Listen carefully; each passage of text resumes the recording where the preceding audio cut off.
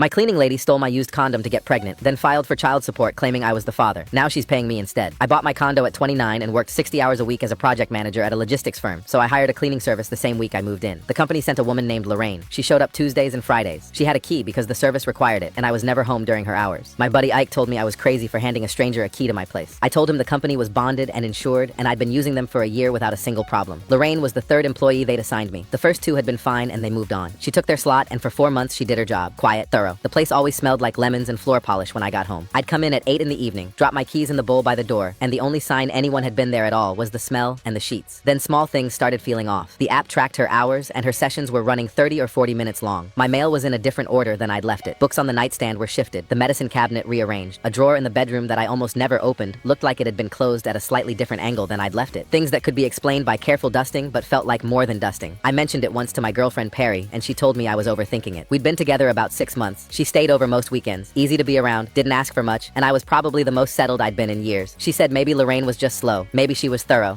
maybe I needed to stop noticing things that didn't matter. I let it go. 3 months later, I got served. A woman I had never slept with was claiming I fathered her 8-month-old baby, and she wanted child support. The name on the filing was Lorraine Keppel, my cleaning lady. I sat on my couch holding the paperwork, and my brain refused to process it. I had never touched this woman. I had never spoken more than 10 words to her in 7 months of her coming and going twice a week. She cleaned my condo while I was at work, and I paid her company through an app. I read the filing twice. I read it a third time. I poured a drink and left it on the counter and forgot about it for an hour. The address listed for the petitioner was a P.O. box in a part of the city I'd never been to. The exhibit attached was a photograph of a baby I had never seen, with eyes that were dark, like mine were dark, which meant nothing because half the babies on Earth have eyes like that. I called my lawyer Donnie immediately. He told me to calm down and asked if there was any chance at all, that I'd been with her. I told him absolutely not. I had never been alone in a room with her. He asked if there was any way she could have obtained biological material from me, and that's when it hit me, the trash. Perry stayed over on weekends. We used protection. I threw it in the bathroom can that Lorraine emptied every Tuesday and Friday. Donnie went quiet on the line. Then he asked me the question that ended the case before it started. He asked if I'd ever had a vasectomy. I told him yes, 3 years ago when I was 28, confirmed successful at the follow-up by my Dr. Shin. Donnie said this was going to be the shortest case of his career, and I should pull the records first thing in the morning. I didn't sleep that night. I sat on the couch and looked at the bathroom door and tried to count how many used condoms had gone in that can over the 7 months Lorraine had been working in my home. I couldn't. I stopped trying. We went to the hearing 2 weeks later. Lorraine showed up with a lawyer in a charcoal suit. She didn't look at me once the whole time. Her lawyer presented the claim, said his client had been in a relationship with me, said I was the biological father avoiding responsibility. I had never had a conversation with this woman that lasted longer than me, saying the floors looked good, thanks. Donnie stood up and presented one piece of paper. My vasectomy confirmation from Shin, dated 3 full years before Lorraine ever stepped foot in my condo. He told the judge I was physically incapable of fathering a child and had been for over 36 months. Lorraine's lawyer asked for a recess. The judge said no. Donnie kept going. He presented the cleaning service records, the app logs, the key access, the hours she was alone in my home twice a week with no oversight. He told the judge the only possible way Lorraine could claim a biological connection was by retrieving discarded material from my personal waste without my knowledge or consent. He said it in plain words, in a plain voice, like he was reading a weather report. The judge took the medical records and looked at them for a long time. She set them down. She looked at the cleaning records. She set those down. Then she looked at Lorraine and asked her directly if she wanted to respond. Her lawyer leaned over and whispered to her. She did not say a word. She looked at the table in front of her, and her hands stayed flat on the surface like she was holding herself in place. The judge dismissed the paternity claim outright and granted Donnie's motion to refer the matter for criminal investigation. I walked out of the courtroom and sat in my car for 20 minutes. Ike called and asked how it went, and I told him he'd been right about the key. He didn't say I told you so. He just said, tell me what you need. I told him I needed a beer and a normal conversation, and he set his place at 6. I called the cleaning company that afternoon and told them what happened. They fired Lorraine that day. I thought it was over. It wasn't. A week later, Donnie called and said he'd pulled Lorraine's employment file from the company through a formal records request, and what he found made the whole thing worse. The address on her application was a vacant lot. He'd driven out there himself just to make sure. The social security number she'd used to pass the background check belonged to a relative, not her. She'd walked into that job under a fake identity, and she'd planned it that way before she'd ever picked up a mop. Donnie said this woman didn't make a desperate mistake one afternoon. She'd built a system. She'd picked an industry that gave her a key to a stranger's home twice a week, and she'd built her invisibility into the application before her first day. I asked Donnie how she'd passed the background check. He said the relative whose social security number she'd used was a real person with a clean record, an aunt or a cousin, he wasn't sure which yet, and the cleaning company's vendor for background checks didn't pull photos. They pulled numbers. The numbers came back clean. Lorraine walked through the gate. He said this was a known weakness in the industry, but knowing it was a weakness didn't fix it. He said companies built their margins on cheap, fast hiring, and the cost of any single bad hire was something they were willing to absorb until the lawsuit started. That night, I sat down with Perry on the couch and told her everything Donnie found. She listened until I was done, and then she got quiet. Not the regular kind of quiet, the kind where something is building behind a person's eyes. She asked me how long Lorraine had been going through our trash. She didn't say my trash. She said our. That one word changed the shape of it. Lorraine had been cleaning my place for 7 months. Perry had been staying over for 6 of them. Perry stood up and walked to the bathroom doorway and just looked at it. She said she felt sick knowing that woman had been handling her things and going through the can next to the toilet, and she'd had no idea. I put my hand on her shoulder and told her this wasn't her fault, and it wasn't mine either. She leaned in for a second and then pulled back and said she just needed a minute. I gave her the minute. I gave her as many as she needed. She didn't stay over the next weekend. She told me it wasn't about me, it was about the place, and she needed a few days to let it stop feeling like Lorraine had been sitting in her own bathroom. I told her I understood. The weekend after that, she came over, but she stood in the bathroom doorway for a long time before she went in, the way you'd stand at the edge of a pool you weren't sure about.